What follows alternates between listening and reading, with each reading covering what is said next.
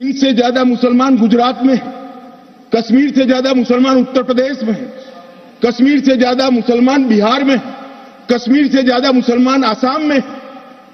क्यों वहां अलगाववाद नहीं हुआ? क्यों वहां टेररिज्म नहीं हुआ? बाउंड्री का भी सवाल नहीं है साहब। कई ऐसे राज्य हैं, राजस्थान की बाउंड्री भी पाकिस्तान से लगती है, गुजरात की बाउंड्री भी पाकिस्तान से लगती। क्यों हुआ? क्योंकि धारा 370 अलगाववाद को बल देती थी और अलगाववाद के कारण आतंकवाद खड़ा हुआ। पाकिस्तानी मीडिया में मौत आ गई लोगों को भाई, पाकिस्तानी मीडिया में मौत आ गई। सर पकड़ के रो रहे हैं लोग, ये क्या हो गया, क्या हो गया।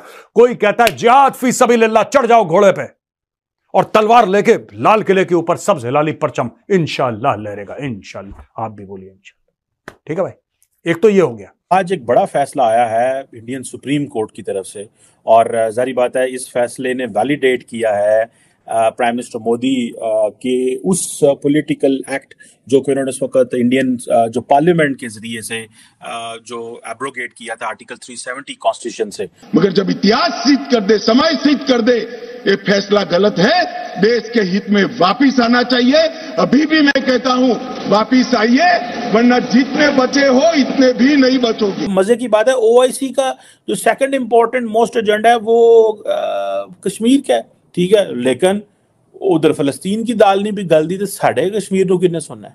आई विश के अगर फलस्तीन की कोई वैल्यू बनती तो कश्मीर की भी बन जाती। चंद्रचूड़ जी को, सुप्रीम कोर्ट को बधाई देता हूँ। सब परिस्थितियां देखते हुए उन्होंने एक नतीजे पर पहुंचे हैं, मैं उसका स्वागत करता हूँ। जल्द से जल्द हमारी स्टेटहुड फिर से मिलनी चाहिए। मोदी जी से भी यही प्रार्थना होगी कि अब वो जल्द से जल्द राज्य। दूसरी चीज लोग कह रहे हैं कि नहीं मोदी ये करता है, मोदी ये करता है, अब तो सारे मुसलमानों को भगा देगा। यही इनका बकवास जो है पाकिस्तानियों का। फिर पाकिस्तान कहते हैं कि पाकिस्तानी ये कहता है हम लोग इतने जाहिल क्यों हैं? कोई बताएगा पाकिस्तानी इतने जाहिल क्यों है? कोई बताएगा पाकिस्तान में इतनी गरीबी? क्योंकि तुम्हारा दिमाग गलत जगह है भाई। स्कूल जाओ, पढ़ाई लिखाई करो, दफ्तर जाओ, कामकाज करो, पैसे कमाओ, अपने बच्चों को पढ़ाओ। ये जिहाद फिहाद छोड़ो। मार मार के सुअर बना दिया इंडिया ने तुम्हारा, अभी तक तुम्हारे दिल से जिहाद नहीं निकल रहा। और सारे टीवी एंकर मोटे मोटे पेट लेके, इनके जो पैनलिस्ट आते हैं मोटे मोटे ऐसे ऐसे गर्दनें ऐसी कि कोई उनको फांसी ना दे पाए। ठीक है, क्योंकि फांसी के अटकने के लिए जगह चाहिए ना। ये बिल्कुल ऐसे गले, बिल्कुल सट से ऊपर फंदा निकल जाएगा अगर किसी ने फांसी दी उसको। इतने मोटे मोटे कोरमा खा खा के, ठीक है, कोई मुंह में बिरयानी डाल रहा है, नाक में कोरमा डाल रहा है, इधर मिठाई डाल रहा है, पता नहीं क्या क्या कहां क्या क्या डाल रहा है। अच्छा, उसके बाद ये कहते हैं कि नहीं 370 किस तरीके से उन्होंने सुप्रीम कोर्ट ने अपहेल्ड करा इसका एब्रोगेशन, ये बिल्कुल गलत है, ये वो हम ये कर देंगे वो कर देंगे। इनकी बकवास सुनना दोस्तों। मैं एक बात बताऊं आपको, नेटफ्लिक्स, अमेजॉन प्राइम, हॉटस्टार सब छोड़ो यार, सब छोड़ो। मैं बता रहा हूं सब बकवास है पाकिस्तान के आगे। जितनी एंटरटेनमेंट ये लोग provide, and they are having a major meltdown.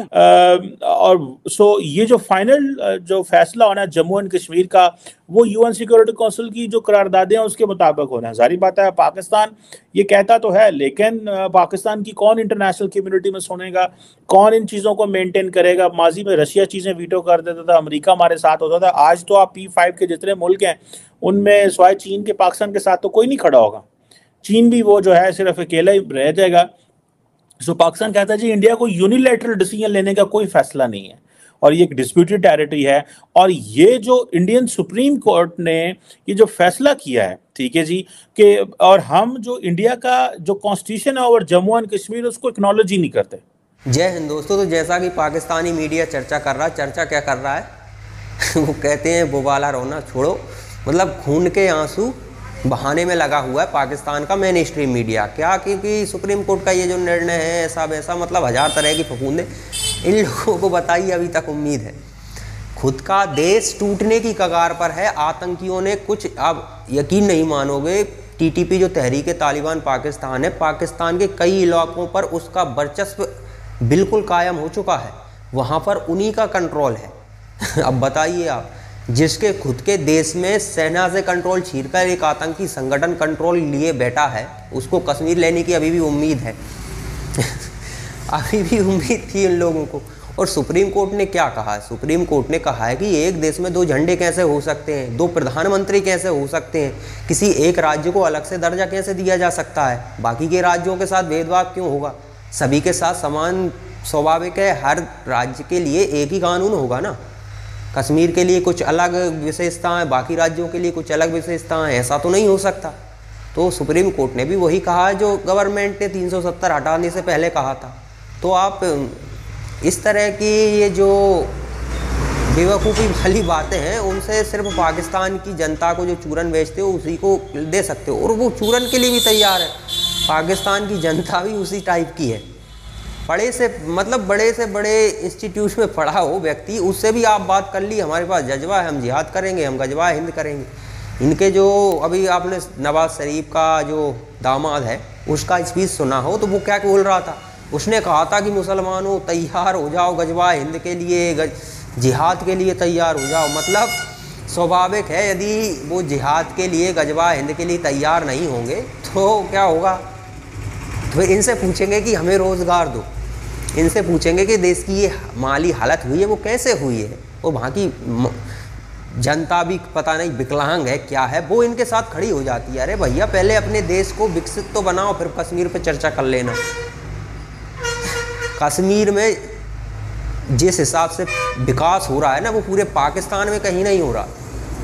विकास बहुत ज़रूरी होता है एक अच्छा जीवन जीने के लिए, लेकिन पाकिस्तानी भी उसी टाइप के हैं। चक्कर ये है ना, अगर नेता गड़बड़ आ जाए तो जनता अच्छी हो तो उसे बदल देती है, जनता ही विकलांग हो तो फिर नेता इसी तरह के आते हैं। वो कौन थे, वो उनका नाम याद नहीं आ रहा, मैं भूल गया।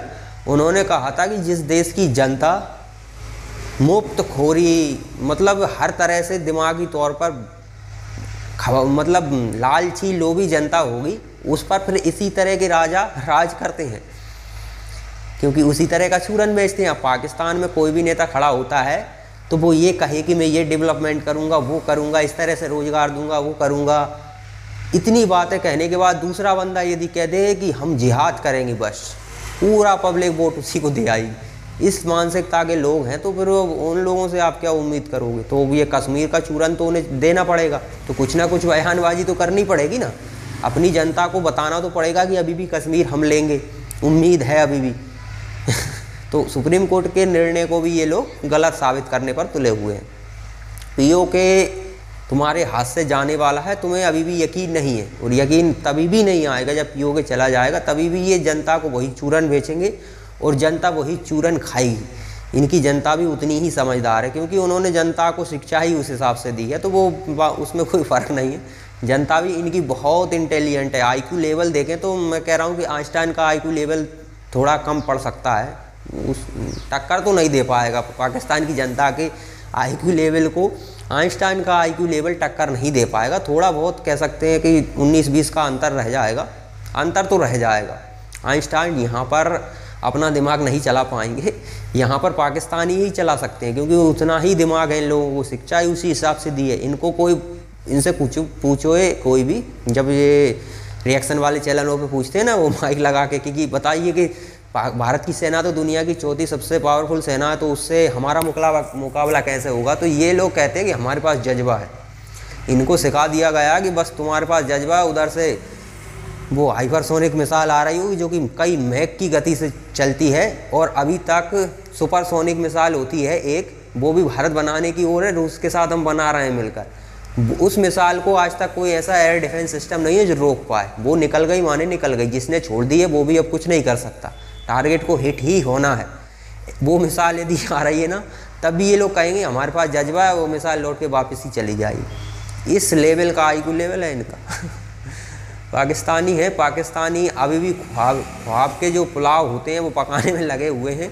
धारा 370 हटाना ज़रूरी था, क्योंकि उसके कारण एज मिला हुआ था आतंकियों को। कई तरह के कानून मिले हुए थे, एक्स्ट्रा मिले हुए थे, जहाँ से अब इन लोगों ने कई बार तो सिविलियंस को टारगेट किया, जो टारगेट किलिंग कर रहे थे कि भय बनाया जाए इन लोगों के अंदर, जो बाहर से कश्मीर में आ रहे हैं व्यापार करने के लिए। राजस्थान, गुजरात, कई जगह से लोग जा रहे थे बिजनेस वगैरह करने के लिए, और वो भी आम लोगों उनको निशाना बना रहे थे ये लोग आतंकी। तो फिर इनका क्या किया कि इनको पकड़ पकड़ के ठोकना शुरू कर दिया, और ये वही भाषा समझते हैं, ठोकने वाली भाषा, ठोकना शुरू कर दिया। धारा 370 हटने के कारण इनकी फंडिंग बंद हो गई। पाकिस्तान का जो वर्चस्व था कश्मीर से वो ख़त्म हो गया, लोगों को रोज़गार मिलने लगा, तो थोड़ी शांति आई है, कह सकते हैं। अभी यहाँ जो जिहाद वाला कीड़ा है वो नहीं निकला है वहाँ के लोगों के अंदर से। वहाँ बहुत से लोग हैं जो तैयार हो चुके हैं इस मामले में। हालांकि फंडिंग नहीं आ रही तो कुछ होता भी नहीं है। बिना फंडिंग के आतंकवाद कभी नहीं पनप सकता। फंडिंग सबसे मेन स्रोत होता है आतंकवाद का। तो वो भारत सरकार ने फंडिंग बंद कर दी 370 और 35 से हटाने के बाद से तो कह सकते हैं पाकिस्तान का कोई रोल ही नहीं रहा। अब पाकिस्तान का रोल नहीं रहा तो फिर स्वाभाविक है आतंकवाद को ख़त्म तो नहीं हुआ है, कह सकते हैं बिलों में छुप गए हैं, लेकिन फूके हुए कारतूस जैसी हालत इनकी हो गई है। कुछ इनके पास ज़्यादा बचा नहीं है कि अब ये कश्मीर में कर सके। कश्मीर के वो लोग जो वहाँ पर सत्ता में बैठे रहते थे, काफ़ी करोड़ों रुपए लूटे हैं उनने, अपने आप को वहाँ का मालिक समझते थे, वो भी बिलबिला रहे हैं क्योंकि उनका बिलबिलाना भी लाजमी है। उनको भी बहुत नुकसान हुआ है। लेकिन जो भी हो, भारत सरकार के फैसले पर सुप्रीम कोर्ट की भी मोहर लग चुकी है।